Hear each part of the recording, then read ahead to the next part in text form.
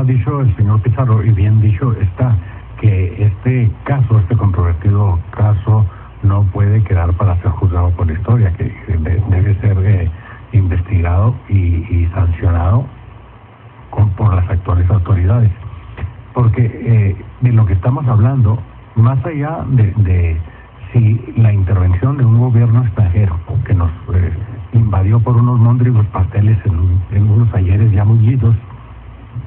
o la intervención de organismos de defensores de los derechos humanos han tenido más peso por tratarse de una ciudadana francesa. Más allá de eso, en realidad tendríamos que valorar muy bien que estamos saliendo de uno de los capítulos más desastrosos y más dolorosos para la historia nacional. 6 años de una supuesta guerra contra el crimen organizado que sembró no solo cementerios enteros, sino en todo el país con unas 100,000 víctimas por lo menos, más otros 25,000 desaparecidos. Es decir, estamos en el momento en que o entramos a un proceso de reconstrucción nacional, de refundación del sistema de justicia, o simplemente el país se nos va a deshacer entre las manos.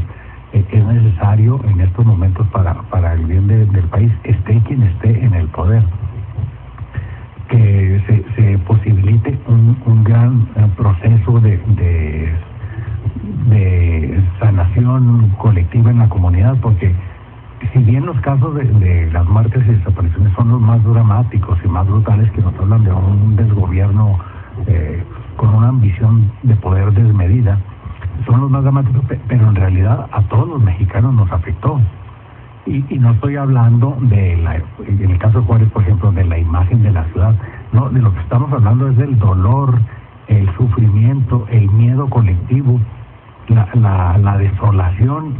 a lo largo y ancho del país, aunque en algunas regiones tuvo particularidades más dramáticas, como en el caso de Juárez. Es un capítulo de la historia que seguramente no habrá de quedar así simplemente. Es decir, en estos momentos hasta el Procurador General de la República, el señor Murillo Caram, ha salido a decir muy pronto probablemente que ahora lo que procede es que la PGR investigue quiénes fueron los autores de las violaciones al debido proceso en el caso de la Casel. Y de otra parte, podríamos decir, los personeros de Felipe Calderón, entre ellos los activistas del señor Martí y la señora Wallace, que sufrieron pérdidas brutales y que tuvieron participación muy relevante del lado de la defensa de las víctimas, pero que acabaron montándose en el teatro de Felipe Calderón. Eran, por así decirlo,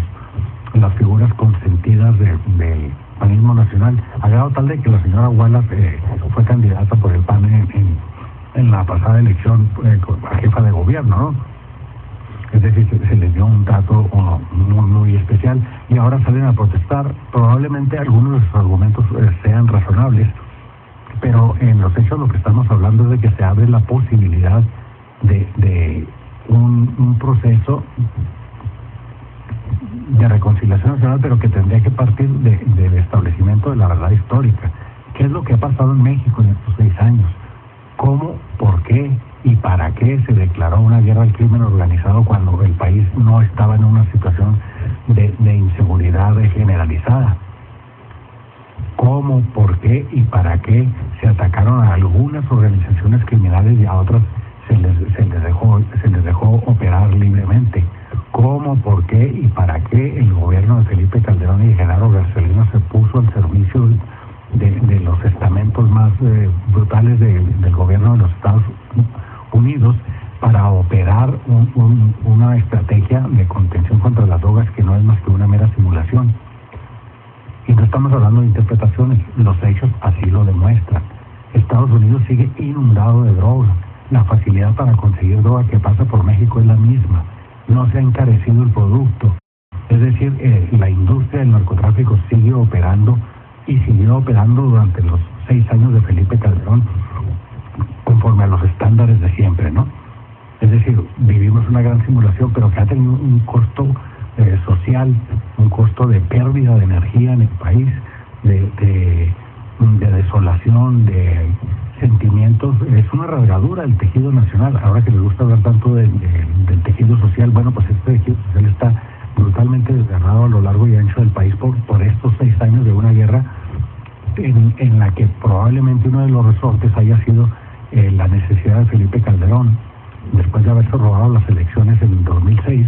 de intentar legitimarse,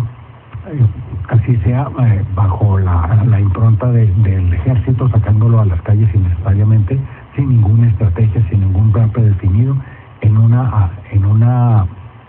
operación muy extraña, ¿no? No sabemos si quienes lo pusieron en la presidencia o si el gobierno de Estados Unidos tuvo un papel fundamental. Creemos que algo así ha ocurrido para que se declarara una guerra en momentos en que México no estaba en guerra, ¿no? Y ahora tenemos un país destrozado, abatido en sus defensas, en sus fuerzas para luchar contra cualquier poder fáctico. Y tan sencillo como eso, hemos visto un episodio de elección presidencial igualmente controvertido que el de 2006, que ahora está siendo limpiado por el IFE con exoneraciones a diestra y siniestra, pero la protesta social, la protesta de los jóvenes universitarios terminó siendo desplazada por el desgaste, por estrategias de descalificación y por operaciones de legitimación pública, señaladamente haciéndolos aparecer como virtuales terroristas callejeros en el día de la toma de posesión, ¿no? Es decir, estamos viviendo en un país que ha sido casi totalmente entregado a las élites financieras y políticas de los Estados Unidos, y que ahora se apresta a abrir Pemex y el petróleo mexicano a las inversiones extranjeras, ¿no? Que toda esta guerra habrá sido, es una de las preguntas que bien pudiera hacerse, una gran estrategia para doblegar el nacionalismo mexicano, una gran estrategia para intimidar y dejar sin capacidad de respuesta a los mexicanos, de tal suerte que acabamos entregando el petróleo. Y no digo que la inversión privada, sea nacional o extranjera, sea el mal en sí mismo, sino las condiciones en que se da, cómo se da, el momento en que se está dando, cuando quizás de las prioridades de no solo del nuevo gobierno, sino de los mexicanos organizados, de quienes salen a protestar, de quienes conforman movimientos de reivindicación de los derechos de las mujeres, de los derechos humanos, de la ecología, de la defensa de la tierra, de los indígenas, que están brotando por todos lados en el país, incluidas algunas versiones radicales extrañas de supuestos movimientos guerrilleros, ¿no? El principal enfoque sería intentar un plan de reconciliación nacional y de restablecimiento de la mexicanidad,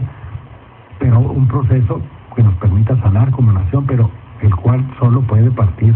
o solo puede ser respaldado y empujado a partir del reconocimiento de la verdad. Y entonces tenemos que saber cómo, por qué y para qué se lanzó esta estrategia de Felipe Calderón de guerra contra el crimen organizado, a qué propósitos e intereses estaba sirviendo. Lo de la Caceses puede ser un detonador para que se emprendan investigaciones y en efecto exista la posibilidad de un ajuste de cuentas con el pasado, pero por la vía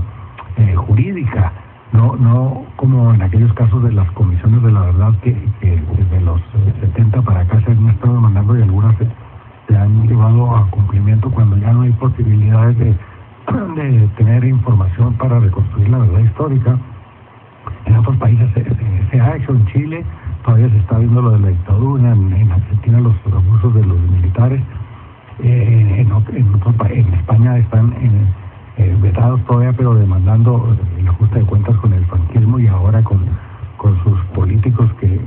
de todos los partidos han resultado una horda de rateros, ¿no? Quiero decir, el caso de México no es único, ni es privativo, pero sí venimos saliendo de un periodo brutalmente doloroso para el país, del cual no podremos recuperarnos si no vemos de cara a cara la verdad, qué fue lo que pasó, qué intereses estuvieron ahí. Y esto pasa necesariamente, si no se hace aquí en México, por una intervención de la Corte Penal Internacional, en la cual existe una solicitud de decenas de miles de mexicanos exigiendo que se investigue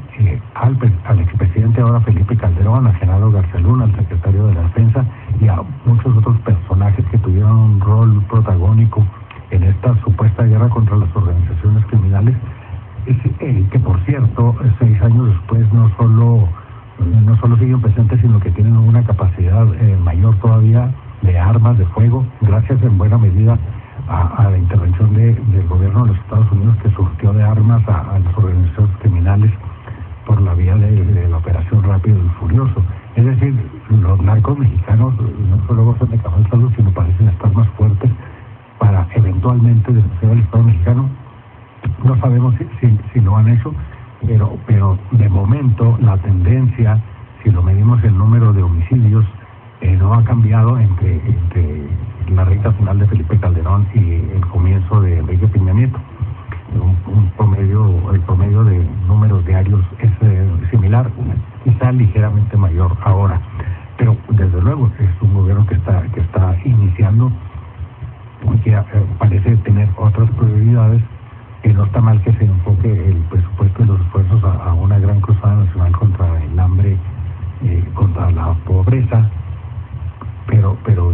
insisto yo, es el momento en el que podemos ver si en realidad el PRI tiene los arrestos necesarios, la visión